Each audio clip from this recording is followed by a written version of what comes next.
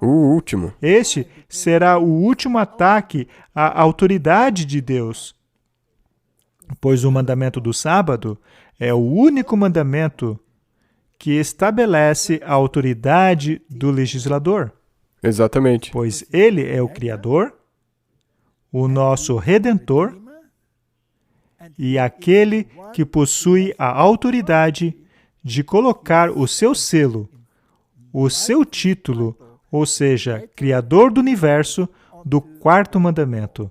É um mandamento de sua autoridade. Exatamente. Nenhum dos outros contém esta declaração de autoridade. Ela possui o aspecto legal que a torna autoritativa. Ela, portanto, será a última a ser atacada. Isso não significa que não haverão outros atos nesse drama. É verdade. Na verdade, isso te mostra que vão haver outros atos. Sim. E também essa autoridade da lei, especialmente do sábado, quando você faz a escolha entre esses dois, ou você aceita ou não. A sua lealdade a quem você está reconhecendo a autoridade é mostrada perfeitamente. Que as profecias de Daniel nos dizem que a abominação da desolação pisaria até mesmo dentro do lugar onde não deveria estar, ou seja, na igreja de Deus. Então, isso já era esperado, não é novidade. Porém, isso não torna a igreja de Deus apóstata. Evolução contra a criação. Bem, a questão é que muitos dentro da igreja são evolucionistas e eles não deveriam estar nela. Eles deveriam ir para outra igreja que pense assim como eles. Você sabe, eu era um evolucionista e para mim era muito difícil engolir a ideia de que Deus havia criado tudo em 6 dias. Mas essa doutrina é a base do sábado. E se eu aceito o sábado, então eu preciso aceitar os 6 dias literais. Do contrário, eu rejeito a Bíblia. Portanto, quem não crê nisso não é adventista. Essa pessoa deve sair e procurar um outro lugar que concorde com aquilo que ela acredite. Mas o ponto nevrálgico é em relação ao período de tempo. Um período curto de tempo contra um período longo de tempo.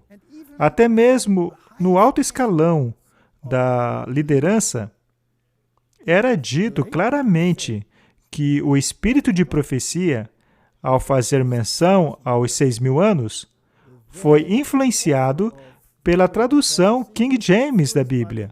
Você já ouviu isso? Sim. Agora, esta declaração é impressionante. Além disso, estas mesmas pessoas, neste mesmo escalão de poder, dizem que sim, que concordam que ela teve a mesma inspiração que os outros profetas, mas não a mesma autoridade. Mas isto é uma contradição.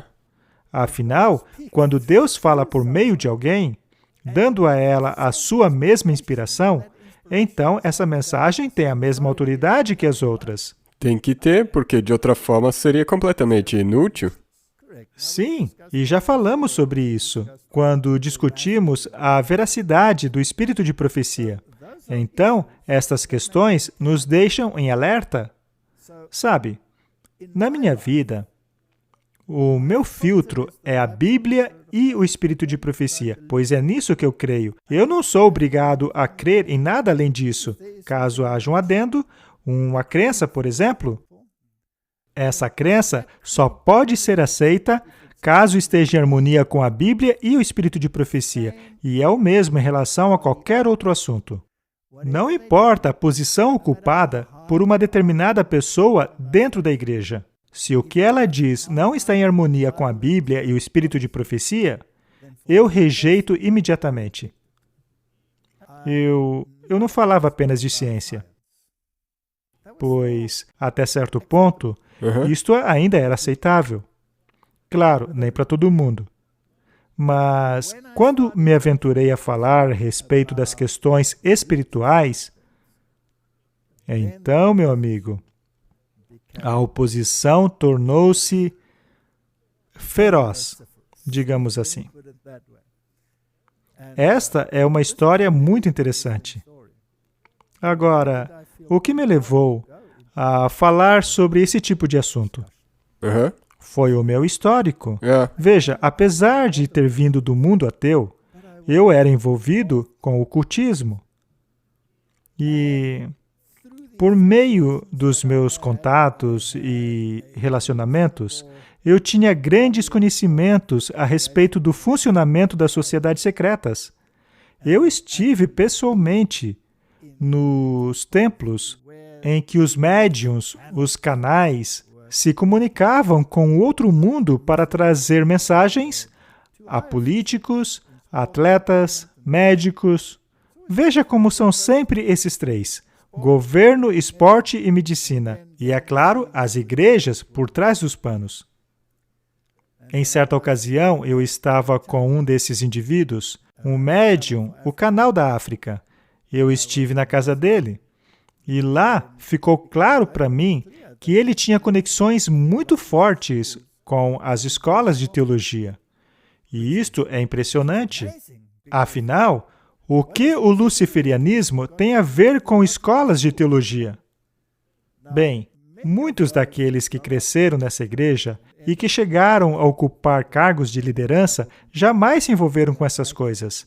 Eles mal sequer podem entender o assunto. Para eles, é uma fábula. Mas o fato é que tudo isso é fato. Além disso, o espírito de profecia faz centenas de citações às sociedades secretas. E esses homens querem me convencer de que as sociedades secretas não têm nada a ver com a nossa mensagem? Ela diz claramente que, ao estudarmos os assuntos das sociedades secretas, entenderíamos sobre o que João fala em Apocalipse. Como unir as duas coisas? Eu então comecei com palestras. Eu mesmo deixei Babilônia e o seu vinho. Eu queria compreender melhor o que havia de errado com a doutrina babilônica. O que havia de errado com a doutrina católica? E nós já falamos bastante aqui a respeito da doutrina da serpente. É uma doutrina escancaradamente errada.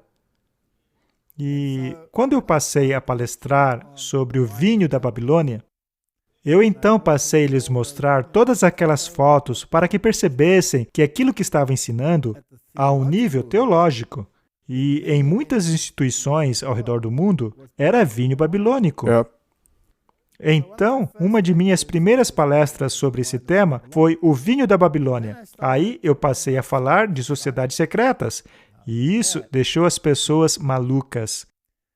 Muitos não conseguiam enxergar sob o meu ponto de vista e acabaram se irritando muito.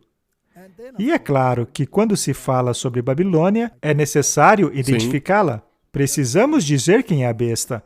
De que adianta dizer saia de Babilônia sem dizer o que é a Babilônia? Não é? 100%. Não faz sentido. Então, ao dizermos saia de Babilônia, precisamos dizer o que é a Babilônia, como ela surgiu, o que é o seu vinho. E então temos que identificar o dragão, que é o Espiritismo. O Espiritismo é a crença naquilo que Satanás disse a Eva lá no Jardim do Éden. E aquilo, de acordo com a Bíblia, é uma mentira. Precisamos expor isso. Agora, se você se envolve em conselhos ecumênicos, e veja, isso se torna embaraçoso. Vamos dizer bem claramente que vamos ser diretos. A nossa igreja, oficialmente, não deve se afiliar a conselhos ecumênicos. O espírito de profecia deixa isso claro. Qualquer coisa que vá contra isso acontece porque as pessoas acham que, sei lá, uma maneira de abrir portas, mas no fim das contas, não importa. Deus sempre diz na Bíblia que devemos ser um povo separado. É mesmo? E se você, como você disse antes, está expondo e dizendo para as pessoas saírem, então você não pode, você mesmo está lá dentro. É um problema. Portanto, logo cedo, quando comecei a dar aquelas palestras sobre o vinho de Babilônia e Apocalipse capítulo 13, eu recebi um telefonema de um dos líderes da Europa. E vale dizer que foi do alto escalão da liderança europeia, foi da divisão. Aconteceu que as minhas palestras estavam sendo divulgadas. Eles imprimiram folhetos falando a respeito do tema das minhas palestras. Uma delas era sobre a evolução, mas também havia outras, por exemplo, a respeito do vinho da Babilônia. Então, eu recebi este telefonema e este homem me diz, no meio da noite, na madrugada mesmo, ele me ligou para me dizer que eu tinha permissão apenas para falar sobre ciência. E eu não podia falar sobre o resto. Mas já havia sido divulgado. Os panfletos e pôsteres já estavam em todos os lugares. Era uma campanha evangelística. E ele me disse que eu não tinha permissão para aquilo. E eu perguntei por quê. Por que não?